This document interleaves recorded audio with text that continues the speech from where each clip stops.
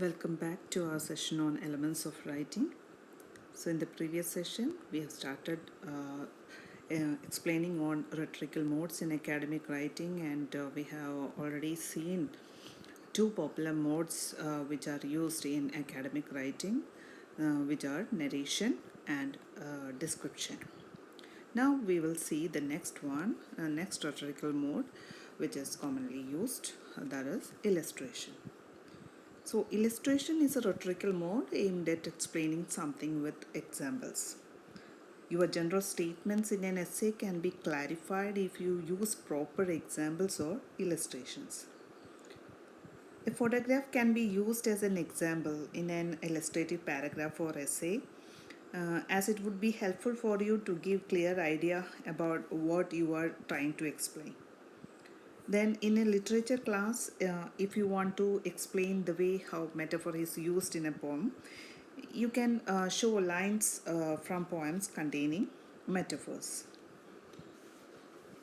Likewise, if you have assignment on demography of a particular region, it can be made clearer if you utilize graphs or charts containing statistical data.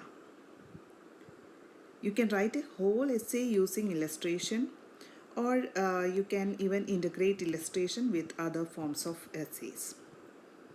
For example, a persuasive or argumentative essay may require a lot of illustrations to explain a point.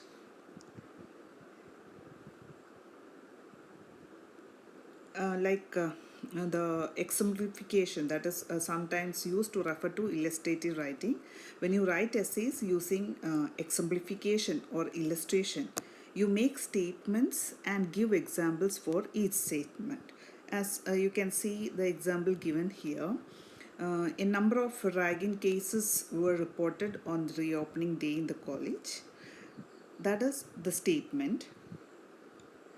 Now the second one, for instance, final year boy entered into a first year class, demanded money and warned the first year students against complaining it to the principal. That is an example for ragging. Okay, so there will be a statement and you have to prove that statement or clear that statement giving proper example or illustration. Now these are some of the common features of illustrative writing. An illustrative essay presents a controlling idea or thesis, the illustration of which is done using examples. Second point, examples serve as evidence for your statements and claims. Third point, use of specific and appropriate examples to explain statements and to support generalization. Fourth one, audience taken into account while selecting examples. Okay, while you are giving examples, you should also consider who is going to read it or who is going to listen to your statements. Then, use of sufficient number of examples to support claims. So if you are stating something or you are claiming something, you should have sufficient number of examples. Then illustrations with images, graphs and charts depending on the discipline or depending on your subject or your subject area you are writing for. Then examples are organized using a proper method in the order of their importance.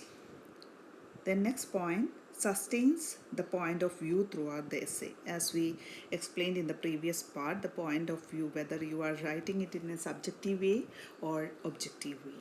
Okay, whether you should write it in first person perspective or in third person perspective. Then use of transition phrases and illustration phrases. That is how you can use such phrases to state your point. Example like for example, for instance, then to illustrate, then here are a few examples likewise. Okay, so these are some of the common features of illustrative writing. Along with this, you should go through the textbook. Of course, you can see all these more on sample topics of illustrative writing, and they have also provided more examples on illustrative writing. So please go through your text. Now, the next rhetorical mode of writing is argumentation. Argumentative writing is also called persuasive writing, because one of the foremost objectives of argumentative writing is to persuade the reader to think in the way the writer wants them to think. Right? Persuasive means you are persuading the reader to think in the way as you want them to think. So you give opinions and views in a convincing manner to your reader. So there should be convincing argument, and that argument should be clear and logical. And clarity and logicality achieved through clear critical thinking. Any rational piece of discourse can be considered an argument. So what is the purpose of argument? That is, you should convince the listener or reader, and you should persuade him that they should accept your point of view. So argumentative writing is one of the most frequently used modes of writing in subjects like liberal arts and humanities. Words often used to refer to what you find in an argumentative essays are arguments, assertions, propositions, premises, conclusion. Please note that point. These are the following words are often used to refer to what you find in an argumentative essay, that is, which are arguments, assertions, propositions, premises, and conclusion. An argument can be defined as a debatable statement or statements which may be or may not be agreed by others. So statements that are not debatable, or a statement which is agreed by everyone, is not suitable for an argumentative essay. As you know that there should be argument. Okay, you should be stating something, so there should be someone who will go opposing for it, or who will disagree with it. Then only it can be called as an argumentative point. Okay, so statements that are not debatable, or which is agreed by everyone, cannot be considered for argumentative essay. So argumentative essay consists of a set of debatable statements. Statements can be classified into two: premises and conclusion. Got it? Statements can be classified into two: premises and conclusion.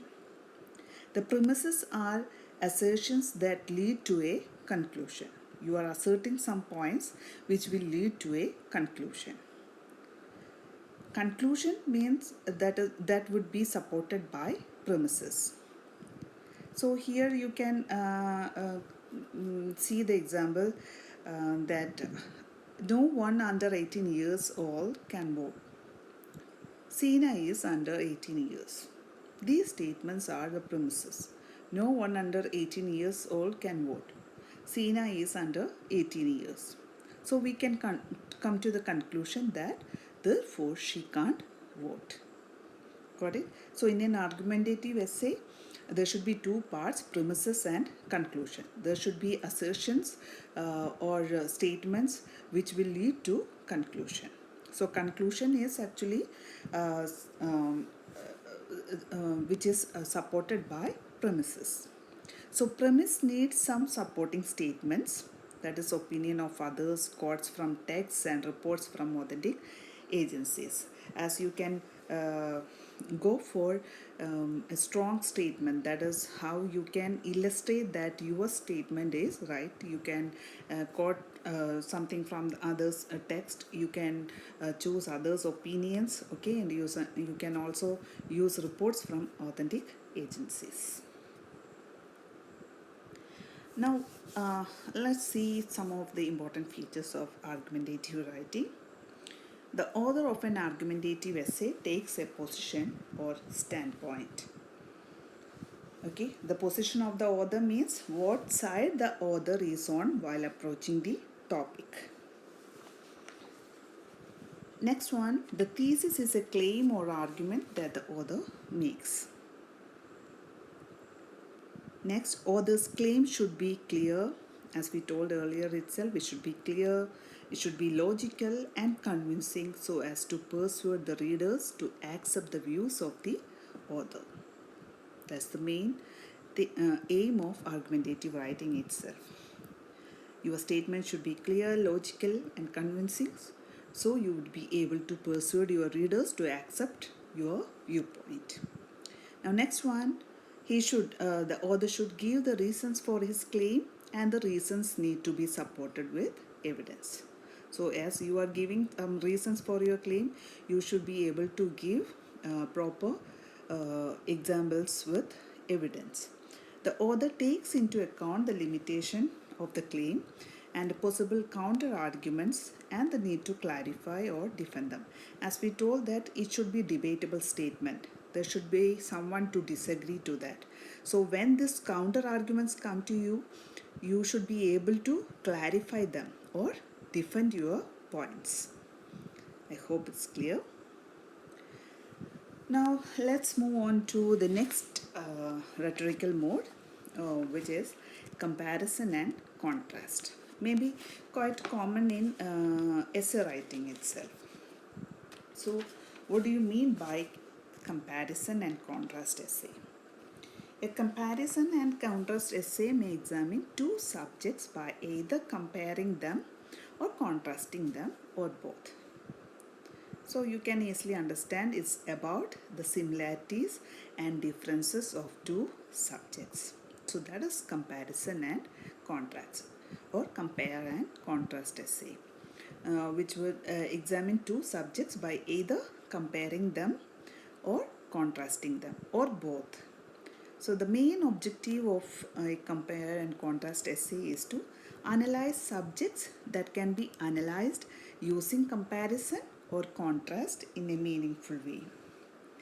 I hope it's clear because when you are writing a comparative or contrastive analysis, you do not choose dwelling places and factories. Those are two aspects or two different subjects. Instead, you can select two types of dwelling places like flats and independent houses or two types of factories. Okay. That's the third point. It does not aim at stating outward or obvious similarities or difference, but hidden and subtle ones. Then, depending on your assignment, you may either write a full-length compare and contrast essay, or you can integrate compare and contrast essay, which follows another rhetorical mode predominantly. So there are two different ways in which you can present your comparative or contrastive analysis. So let's see the first method. The first method is discussing the similarities in one part of the essay, and then we will move on to the section on contrasting points or differences. So first you will be stating the similarities of these taken topics, and then you will move on to next section. You will be discussing about contrasting features or their differences. So there are different parts or different sections of this type of writing, this method of compare and contrast essay. First one is introduction part. That is, you can use the opening paragraph to present a thesis statement and to introduce the items compared. And you need to give hints on the chief differences and similarities found out between the items compared. So in the introduction part, in the opening paragraph itself, you can state your thesis statement, and then you can give some hints on this chief similarities and differences between these items compared. Then next one, comparison. Comparison, the first section in the body paragraph is where the similarities of the two items under comparison to be presented. So the number of comparison paragraphs can be decided based on the number of major aspects to be compared. So according to the number of comparison, you can increase the length of or the number of body paragraphs. Now the next one is contrast. That is, the second session in the body paragraph is to be used for contrastive analysis of the items under discussion. That you will be discussing about the differences that you want to present.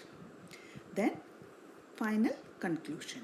That is brief summary of the similarities and difference, restating of the thesis statement, and some concluding remarks are to be given in the conclusion. So this is one method of writing compare and contrast essay. Okay, you can just discuss on the similarities, and in the next then you can move on to the contrasting points. So there should be introduction, comparison, contrast, then conclusion. Now the second method is identifying the points to be compared and contrasted and analyzing each point with reference to the items compared. Okay, so in the second method you will be identifying the points to be compared and contrasted. Then you will analyze each point with reference to the items compared. So the structure of second type of compare and contrast essay is as follows. First part, introduction, which presents the thesis statement, lists the major points to be discussed in comparison, contrast, or contrast between the subjects or items selected. Then first body paragraph, which discusses the first point with reference to both the items compared. The second body paragraph discusses the second point with reference to both the items compared. Okay, at once itself you will be giving the comparison, or you will be doing the comparison of both items. The third body paragraph discusses the point with reference to both the items compared. So the number of body paragraphs depend on the number of points to be compared and contrasted. So last one is conclusion. That summarizes the points compared or contrasted and restates the thesis statement. So these are the two methods in which you can present your compare and contrast essay. So I hope it's clear so far. You can go through the text, read the entire content, and go through the examples given there for each kind of writing mode. Thank you. We will continue in the next session.